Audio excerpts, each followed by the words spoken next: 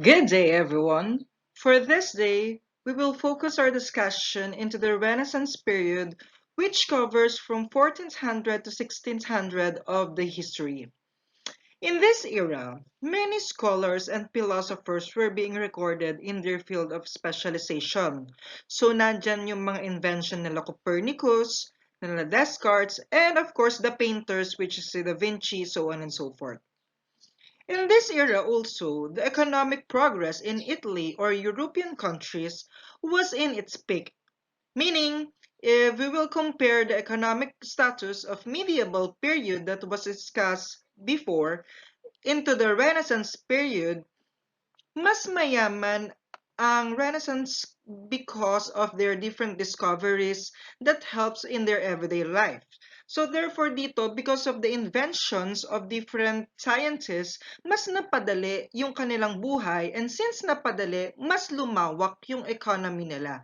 Kasi nga, mas nagagamit nila yung mga things na naimbento during that time for their growth. So therefore, that is one of the history that happens into Renaissance period. Let's discuss the etymology of the word Renaissance. Sorry, Renaissance came from the French word meaning rebirth or revival. So how do we classify this one? Actually, the word re in Renaissance means back. It means they're looking back from the past. And the naissance means birth. So if we will combine those words, it means it is rebirth or revival to be particular. So dito, different things happens into the community, especially into their music. Most of them, they have this kind of literacy. Dito na buo or dito nagkaroon ng mostly literate yung mga tao. Bakit? As I mentioned a while ago, because of their invention and different kinds of strategy, mas napabilis yung pagkakalap ng information and documentation of their music, their arts, their history. So that is the Renaissance.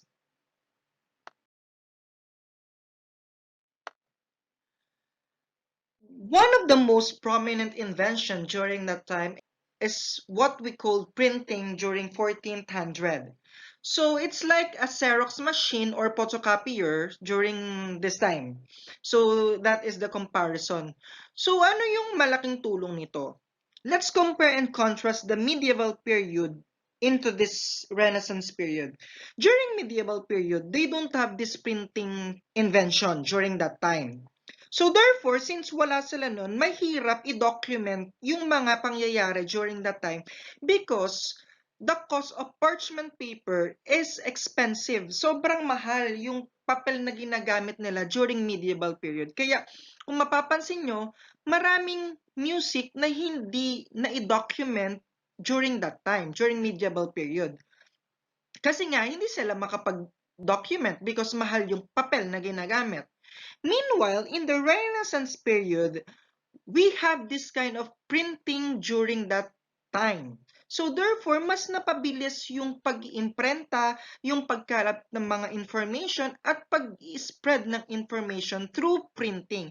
At dahil doon, mas naging literate yung mga tao. Kaya nga sometimes, we call as Renaissance period as the start of modernization. Kasi doon talaga madaming naimbentong mga bagay like compass, printing, arts, so on and so forth. So dahil dito, mas lumago yung economy nila and mas naging stable. Aside from that, we have this kind of instruments that use in their music, which is called as lute. Lute is a prominent instrument of Renaissance period. Actually, lute is a form of chordophones. Once we said chordophones, those are the musical instruments that consist of chords and strings. So ito ginagamit or pinaplay by means of plucking or strumming. This is like a guitar in nowadays. So that is a lute. But definitely, ang pinagkaiba lang nila is yung lute medyo para siyang turtle shape sa likod. Meanwhile, ang guitar kasi flat. So that is the difference between the two.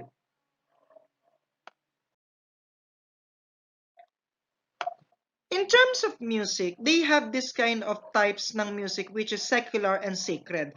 Parehas lang naman sila ng medieval. Yes, parehas sila. But definitely, nagkaroon lang sila ng pagkakaiba in terms of the terminology or dun sa word na ginamit. Later on, we will discuss that one.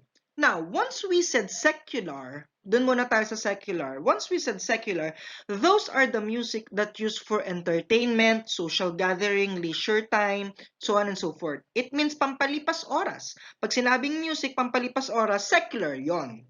Meanwhile, pag sinabing sacred, those are the music that used for church, devotion, worshiping, so on and so forth. So parehas silang meron nito. Ang medieval at Renaissance, parehas silang merong secular and sacred. Yun nga lang, magkaiba yung terminologies na ginamit at mas may dinagdag ang Renaissance period in terms of these types of music. So again, pag sinabing secular, entertainment, pag sinabing sacred, worshiping song.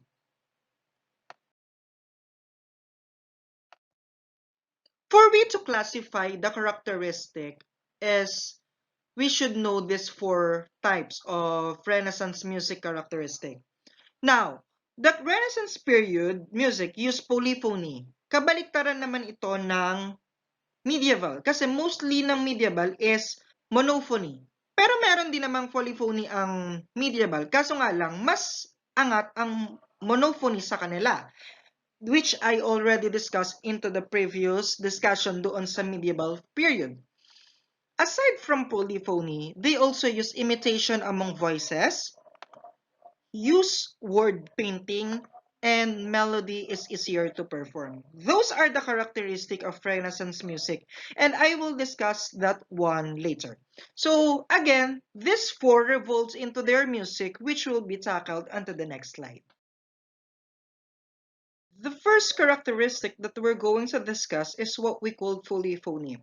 Once we said polyphony, these are the musical texture consisting two or more simultaneous lines of independent melody. Means we have two melodies at the same time that hear into single composition. So that is what we call polyphony, or magkasabay rather. Magkasabay nating naririnig yung melody at the same time. So ito yung ginagamit nila simultaneously into their music. I've already discussed this one in medieval, but later on I will have a certain explanation and discussion with regards to this polyphony. Aside from polyphony, the Renaissance period also used imitation among voices or music. What do we mean by this one? To be more specific, this use repetition into their music. So let's listen to the examples for you to able to understand ano ba yung meaning ng imitation among voices or music. This is the example of the period.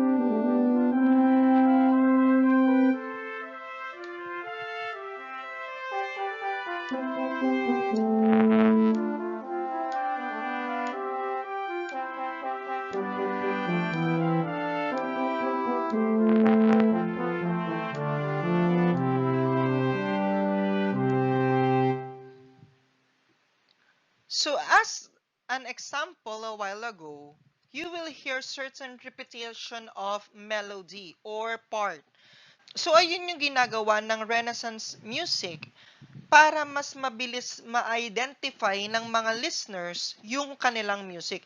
If we will compare this one, it's like the chorus into our modern days. Kasi 'di ba, ngayon, mas kapag tayo, if we hear a certain music na bago sa pandinig natin, the chorus is the one that left into our memory. Kasi bakit? Because that part repeat every now and then. And it is one of the important part. Ganon din sa Renaissance period. They have this kind of repetition para mas mabilis ma-recognize ng mga listeners yung music ng period nila. So this kind of imitation used as a repetition into their music. So that is one of the characteristic of Renaissance.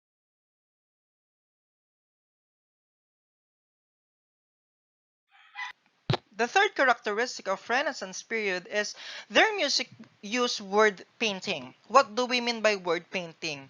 This kind of music tries to describe emotion, action, or natural sound as described in the text. It means kung ano yung sinasabi ng song, ayun din yung nangyayari sa music, especially into its element of music. So I have a certain example that I get from various sources like YouTube. So let's listen first for we to able to understand what do we mean by word painting. A classic example of word painting is Happens when it stops.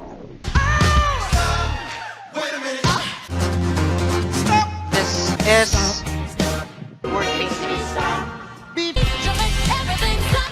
they call me Mr. Fantastic. Stop. So that is what we called word painting. As you will notice, once the lyric says stop, the music also stop. That is what we mean by word painting. Kung ano yung sinasabi ng lyrics, ayun din yung nangyayari sa music. Another example for we to able na maintindihan tong word painting. This is into the pitch naman. You will notice what's high. Tumataas yung pitch. That is Baby, are you down, down, Down. down, down,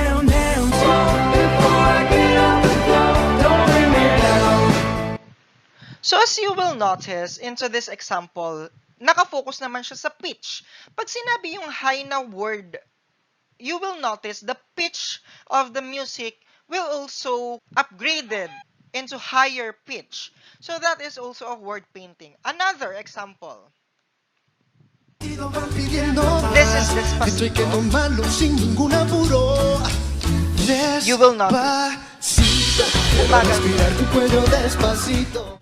So, bakit siya bumagal into that part?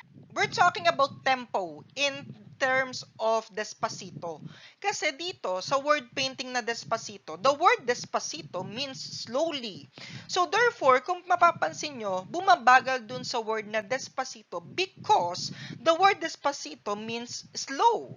So, therefore, kung mapapansin nyo, from 177, bumaba siya sa 146 if I'm not mistaken. Bumagal yung tempo ng music. So that is what we call word painting. It means what really described into the music that also happens into the music.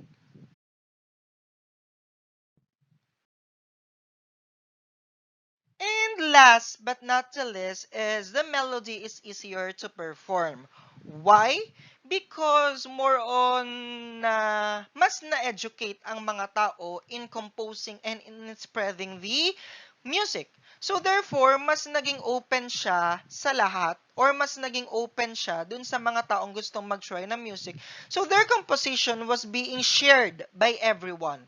And because of that, the melody is easier to perform compared dun sa medieval. Kasi mas complicated ang melody in terms of medieval compared sa Renaissance period. So again, those are the four characteristics of Renaissance period.